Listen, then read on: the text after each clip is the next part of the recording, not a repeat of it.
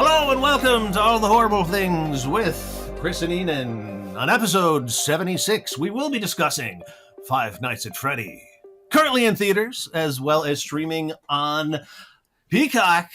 Did you go to the theater or did you watch it on Peacock?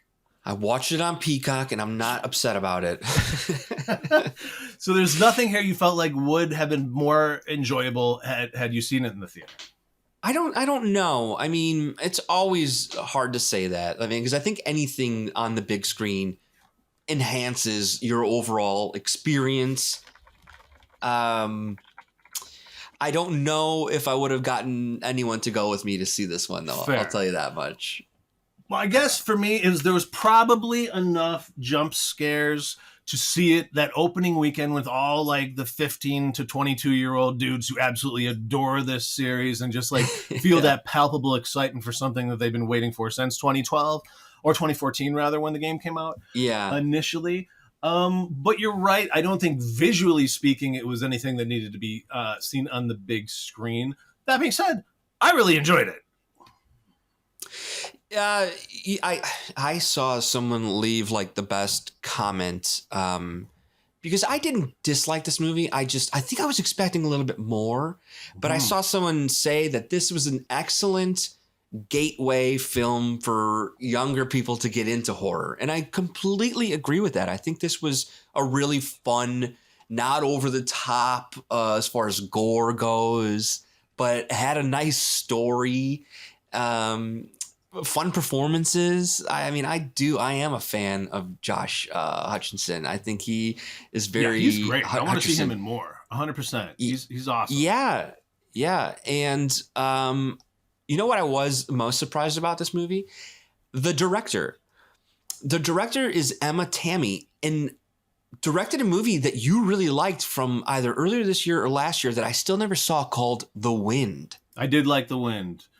Yeah, that's very interesting because they're so starkly different. One being set in the West, or I think it was the West. Like the plains, the Great Plains. The Great Plains during settling times. And then you have essentially Chuck E. Cheese, Freddy Fazbear's here. But she's really good at tone. And here's my big defense, because while you might have expected more, I expected less. I expected a lot less because I played the game on VR. It was the first time I played it only a few years ago, and I thought I was playing like a newer version, but I guess I got a version that has multiple versions in it. So I was literally playing the first game, Five Nights at Freddy 1, despite having thought it was a more advanced game. And it was the scariest game I'd ever played. Honest to goodness. And it's such a basic game. It baffles me how well the mood, the ambience, and the sound of this game and the paranoia that it instills in you translated enough for me into the movie, more than I thought it possibly could, because of the experience, especially in the VR, of being there, sitting where Josh Hutcherson and Mike Schmidt sits at the security council, and ultimately you have a camera on all of the animatronics, and one little special one there for Foxy doing her own little stage over there. And it's all about timing, and you have to anticipate where they are in the building before they get too close that they run in and turn you into one of them. But it's just ultimately about turning on lights at a certain time or shutting doors at a certain time. It's so basic, but at the same time, like, it's fun. When I first got the VR headset back in 2020, I think I got it pretty soon after that. I played it a couple times, and it scared me to the point that I didn't play it for well over a year. And when this was coming out, like about a week or two before it came out, I revisited it. I like got through parts that was impossible for me before. I feel like I wasn't as scared, but because I knew what was coming a little bit more. But anyways, what I'm trying to say is it was a great game, and I thought it was a good movie. Okay, yeah.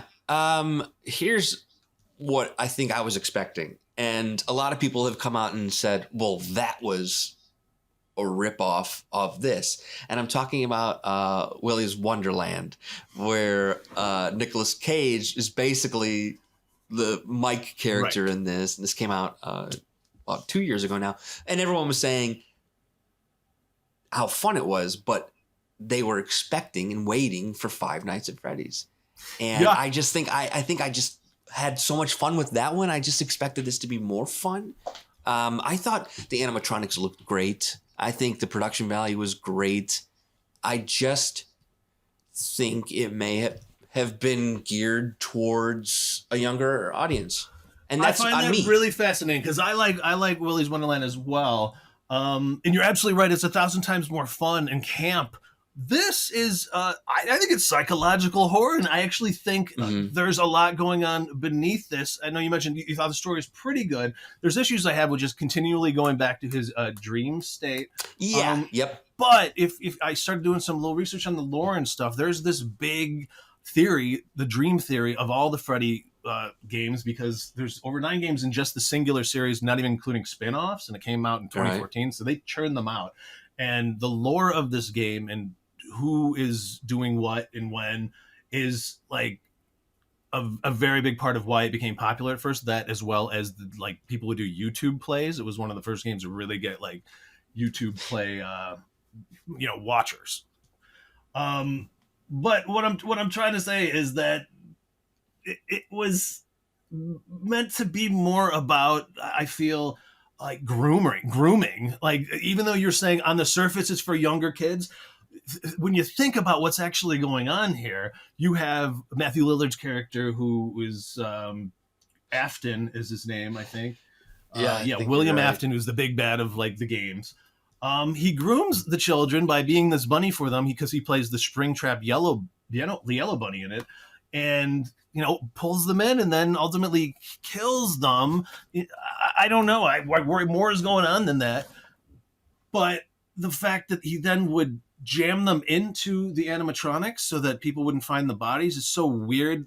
And the lore in terms of, are these ghosts or what? But to bring it all back, dream theory that is predominant in the mythos of this is that everything that's happening here at Freddy Fazbear's is in a dream. Like, we have Josh Hutcherson go into his dream to talk to the kids who were murdered and kidnapped, trying to resolve what happened to his brother. And part of dream theory is everything you've experienced is in your head, and there is the capacity to tap into it if you know how, sort of thing. Okay. So I felt like it was doing way more than it had to do. I was ready for it to be more like Willy's Wonderland and a little more campy and fun, but I felt like I got depths that I wasn't expecting from it. That makes a lot of sense. And that's just me not knowing, the lore. And I would definitely watch it again, knowing that, and maybe doing a little bit more research of my own, or probably even playing the game. I think it was probably very fan serving to that, and I never had the opportunity to play it, especially with the VR. So I think it probably was made for a very specific audience, and I need to be that audience now. Exactly. And that being said, it's not that specific an audience, because even though it was released on Peacock, it's still over $100 million right now. It's crushing. It won its weekend, the 2 weekends in a row. The one caveat to that was it made way more than it thought it was going to make that first weekend, but then it dropped 76% on its second weekend. Still was number one that weekend, but the 76% drop from weekend 1 to 2 is the biggest of any film ever. That's kind of a weird statistic. I found. That is very weird. That does point to it's made for a very specific audience. Yeah. But it's a big audience. If you're making over 100 million, you're definitely making more of these movies. You are. This was a success. Yes. Absolutely. I wanted to ask you about William Afton's motives, right? So Matthew Lillard's motives. I understand, okay, so he's this creepy kid killer. Let's just leave it at that. He's just a kid killer. Why then is he killing security guards? Why is he killing, men that in their 20s? Let's start at the top of the movie. We have the security guard in the seat with this bear mask that has blades and such. It's going to affix to him very viscerally, carnally. Right. But why? Because they're just killing him, right? In the game, the idea is you're going to be turned into one. But in this film, it would seem that they were just killing that security guard. And it's unclear whether or not these are the kids doing it, or if it's William Afton controlling the animatronics, even though the kids also embody the animatronics. Right. My issue I don't know. is why kill adults? Why have this roundhouse of security guards getting? Yeah, I mean, murdered? he's actively filling that role. I mean, he finds these people and he's like, and he's going after people like down on their luck who are desperate for it. So I don't know. I don't think that was clear enough for me, unless you do have an answer. But I don't. And one of the other things that I'm wondering is because I got the sense that when the animatronic's eyes went red, that's when Matthew Lillard's character was controlling them. But they still do horrible things when it's not red too. So the kids themselves are little murderous fuckfaces too. I mean, granted, they have dealt with such trauma but I found it. What's the? I don't know. I got a little confused on that. I did want to mention really quick though, where this whole concept even came from. Apparently, the maker of the game initially, Cawthon, he made this game that kind of failed. That was about a beaver. And all the comments he got said that the beaver looked really, really scary. And we didn't mean it to look scary. So it kind of gave him the concept of, oh shit, well, maybe we can take these things the kids are supposed to love and demonize them. Actually, that's what I wanted to ask you about. We did not have a Freddy Fazbear's growing up in the Western burbs as we did. Where did you go? Well, similar experience. Yeah, to go way back, it was Showbiz, and then Chuck E. Cheese bought Showbiz. But aside from that, I think you and I probably both went to Enchanted Castle. Enchanted Castle, baby! Yes! And that was probably the extent of it. As far as themes, I mean, I know there was like the Discovery Zones that eventually opened up, but I think we were a little too old for that maybe. But barely. But I wish I wasn't, because they had crazy ball pits there, I remember. Yes. Yeah, Enchanted Castle was kind of an interesting place. I think it's still there in Lombard. It is. But it is. It's a different theme. It still has animatronics as well, but it goes with kind of like the fantasy theme. So you have a big dragon, you got a wizard, you got like this lizard person. I think it's a big donkey. Even this was before Shrek. It's an anthropomorphic donkey. And then you got one human. You got one like animatronic girl princess playing the piano. Really weird. I just looked that up. It was so funny. I watched the clip on YouTube, and all the animatronics are singing their song, and there's one kid that goes, "Boo!"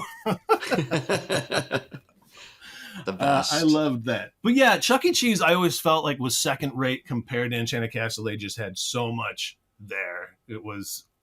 Well, I liked Showbiz before Chuck E. Cheese. Showbiz was good. Where you had this the bear. The main character was this fun bear, and then like this little mouse comes in and steals everything.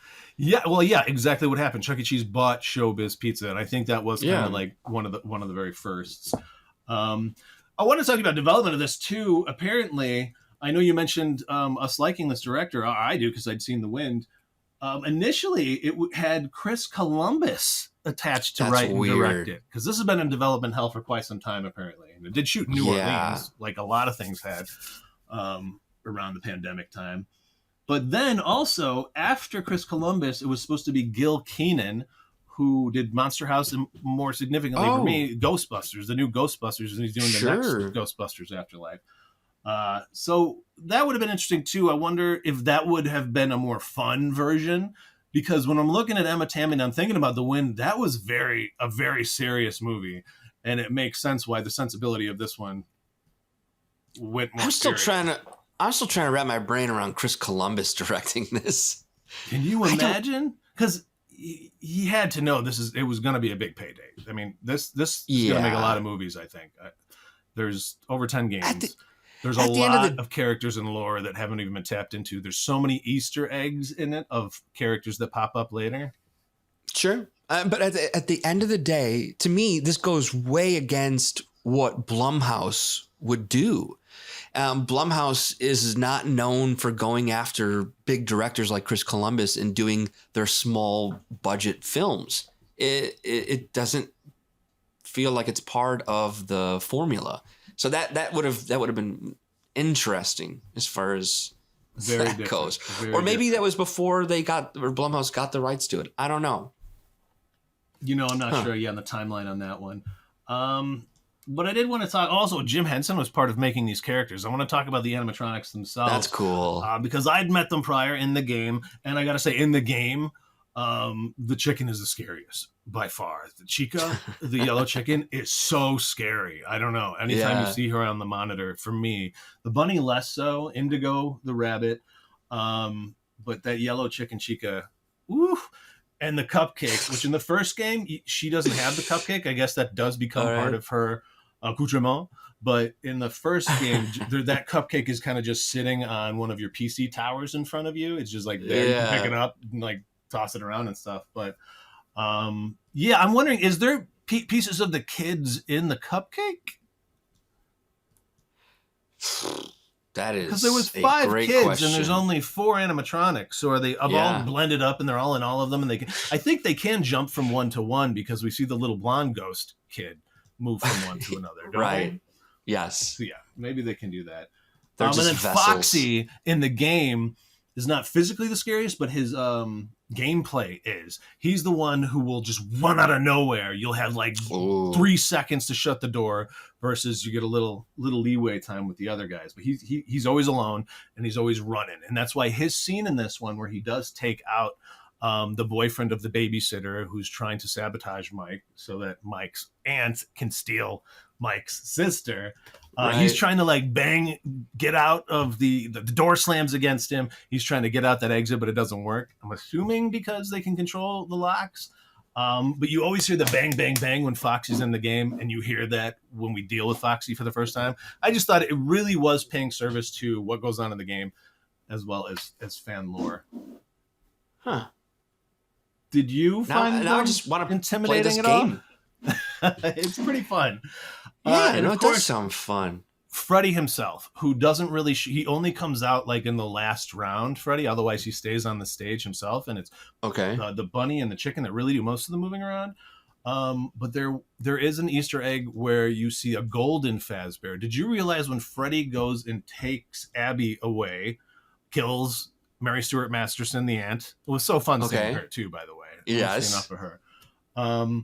That was a different Freddy. That wasn't the Freddy that's in the building that's bluish, grayish. This Freddy was gold. So it was a different Freddy, or like Freddy in a different mode, or maybe like all the kids are in it. It's unclear what gold Freddy means, but apparently I haven't dealt with him in the game I've played, but he shows up really sporadically and he's really hard to catch on the camera. So I find it weird that he's the only one that has left the Freddy Fazbear's establishment, you know? Right. He's the only one that goes out into the real world. And there's that great moment in the cab where he gets in the cab with Abby. Yeah. And apparently that cab driver is one of the first YouTubers that really made watching Freddy big. There's like 2 YouTubers in it that were really instrumental in time, getting the game to take off. And one of them was the cab driver. And the other one, who was it? Oh yeah, Matt Pat. He's somebody who really developed lore too. He was in the hospital scene and then the cab driver. So yeah, I love that they pay so much homage. Yeah, that's what I was just about to say, is that I think this would be a very different movie if I had played the games and like where I'm able to like notice different color Freddy Fazbears, and I love that. I love that. That makes me definitely rethink this whole process of how they made this film.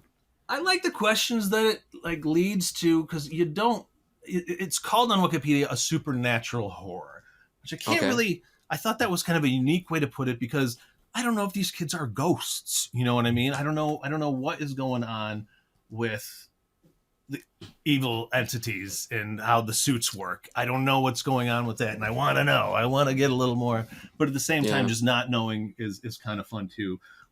But I do have some questions that I was hoping you can help. What happened to Mike's parents? Is it ever overtly stated in the movie? Because Mike is watching his sister, Abby, after his brother was kidnapped. He watched that happen. And his parents are just inexplicably not in the picture.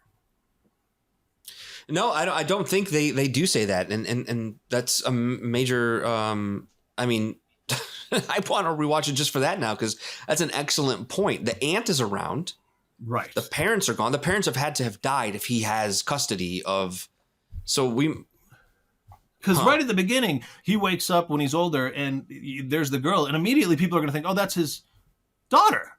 But no, it's his sister, which is very strange. I did a little digging online, And apparently, at some point, it is stated that his mother's died of unknown causes, and then likely after that, his father had committed suicide. I don't remember that scene. Maybe that is revealed later, sort of thing, because there are characters of note, I think, that will pop up later, including Matthew Lillard's wife. So Mrs. Afton, the mother and father of our cop character, who apparently is pretty complicit, because how many security guards has she seen get ground up? Does she stop in all the time? How does that work? I don't know. She's not a great character. Needs to be more. I'm glad she's in a coma at the end. And what happened? Okay, yeah, what happens? So we don't know what happens to that original security guard. They're killing them for why, and then when the people do break in, we find their bodies in suits for like a dog and something. Why are they putting them in the suits if they're not going to come back alive? There's questions like that were really bothering me. I didn't think there was some fun kills. What do you think of the kills? I think the kills were fun. I mean, I think that when you put this movie on and you see the opening sequence with the security guy with the blades coming at him into his face, without showing too much, I think you know that you're going to have fun. I think they did a really great job of stating that right out of the gate there. I am trying to race through my head now to think of some of the other... Security guard's the first one, and then we have the kids that break in, the babysitter, her boyfriend, and their friend. Yes, those kids had it coming. Goes down first. Cupcake face. The cupcake nibbles on his face to death, which was fun because when he turned around and saw that chicken, that's like nightmares for me. That chicken has spooked me for a couple of years now. So that one got me. And then Indigo is in the closet with somebody, and we don't explicitly see how the bunny kills the dude in the closet. Yeah, right? I think they probably could have taken things a little bit further. Like, I mean, things are implied in this movie, but you could probably show a little bit more. I agree with you there. They could have. I was bummed to find out because Megan did the same thing, PG-13, but then they released an R. They're not doing that with this one. What we got is what we got. The most grisly one probably was then the babysitter who gets chomped in half when we see the bottom half of her just drop from Freddy's mouth. Yeah. And that's the first time we get an idea of the kid being inside of it, because you see the arm pop out, and then he obviously gets chomped. She gets chomped in two. I think that's all the kills, except then for at the end when you have Matthew Lillard doing his... Did you catch the little Easter egg with his scream while cleaning off the knife? Yep. The Ghostface always cleans off the knife, and he did that as the big bunny. That was for us. It was. That was for us. I loved it. It made my... I just loved that he was in this. I loved the first time you see Matthew Lillard behind the desk, and you're like, yep. I know. Love that. That's what we needed in horror. Get that man back in horror, damn it. Yes. Other things I just want to mention, I really thought Mike's character was pretty decently developed. You see stuff like Leprazolam sitting there on his bed nightstand, and he is dealing with sleeping issues, and that's a sleeping aid and also a hypnotic. And then with a combination of him reading this dream theory book, it's just all this, is this the real reality sort of situation, which I appreciated. Unsung hero, Doug the lawyer, who is the aunt's lawyer, who is so awkward and fun. I love this guy. He was a blast.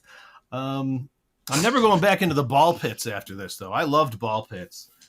And I think hunting Abby. Yeah. I think my fear was people peeing in there. Yeah, that's the point. So I think I stopped after that, but this definitely doesn't help other children. It's probably like all sorts of things in there. But they made, like, when they're singing their normal song, when they're just animatronics and not crazy maniacal machines, they're singing the Romantics, Talking in Your Sleep, which is fun. Yeah. I thought the soundtrack was good. It's on point when it comes to that. And I don't know. There's so many Easter eggs too. It's not like worth going through if you don't even know it. But I guess the most significant one is in the games, there is that wall of kids' pictures, right? Of the kids' drawings when they go there. And that certainly leads to Matthew Lillard going down when they point out, hey, look at that one picture. That shows what happened to you, kids.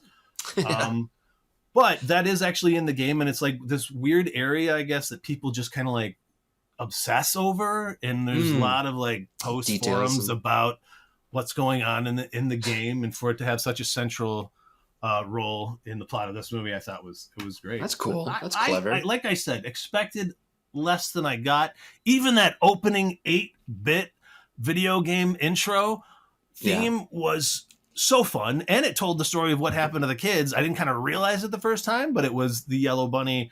Springtrap is, of course, the name of the bunny. Springtrap taking those 5 kids from Freddy Fazbear's, getting them there. I dug it. I dug it. No, I mean, you've certainly opened my eyes. I mean, there was just, and I clearly can see why a lot of people, even people who have reviewed this film who aren't loving it, it makes sense that there just necessarily wasn't made for them, or they just didn't understand the lore. And I'm glad now that I know that. No. Yeah. I'm looking forward to future incarnations. I really am. I hope Hutcherson stays on board. Yeah, I think you'll see more. I want to know what happened to his parents. I want to know what's going on with Matthew Lillard's wife. And one of the spinoffs is called The Sister Location. So my bet is it's gonna be a different Freddy's. Yep. Maybe. Instead of that exact one. I don't know. We'll see. I'm looking forward to it, nevertheless. But good for Peacock. They got a big title there. Yeah. Yeah, that was unexpected, like that movie I thought could have done well. I mean, it did on its own just at the movie theater. I wonder how much more they would have made if people didn't have the ability to watch it at home. I would have seen it in the theater if they didn't put it on Peacock. I think I would. Yeah, I think I would. I would have ended up seeing it. Yeah. Well, very good. Well, there you have it. There you have it, ladies and gentlemen.